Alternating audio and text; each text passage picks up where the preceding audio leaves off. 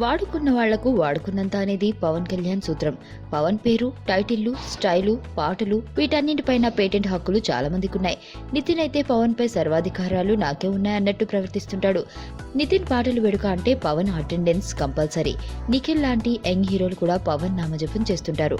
సప్తగిరి లాంటి కమిడియన్ కూడా పవన్ ని ఎడాపెడా వాడేసుకుంటున్నాడంటే పవన్ ఎంత అందుబాటులో ఉంటున్నాడో ఊహించుకోవచ్చు. అయితే మెగా హీరోల కాంపౌండ్ కి మాత్రం పవన్ ఎప్పుడు దూరమే. రామ్ చరణ్, అల్లు అర్జున్, సాయిధరమ్ తేజ్, వరుణ్ తేజ్ వీళ్ళందరి ఆడియో ఫంక్షన్లకు చిరు దూరమైపోయాడు. చిరంజీవి ఖైదీ నెంబర్ 150 పాటల వేడుకకు పవన్ దూరంగా ఉంటున్నాడన్నది టాక్. అయితే ఇప్పుడు స్వయంగా చిరంజీవిని రంగంలోకి దిగి పవన్ ని బుజ్జగించాలని ప్రయత్నిస్తున్నట్టు టాక్ వినిపిస్తుంది.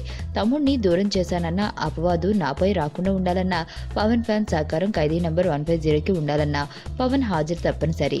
అందుకే చిరు స్వయంగా పవన్ ని ఆడియో ఫంక్షన్ కి రమ్మని ఆహ్వానించాడని, పవన్ కూడా అందుకు సానుకూలంగా స్పందించాడని, ఈ నెల 26న జరగబోతున్న ఆడియో ఫంక్షన్ కి పవన్ తప్పకుండా హాజరవుతాడని చిత్ర బృందం చెబుతుంది.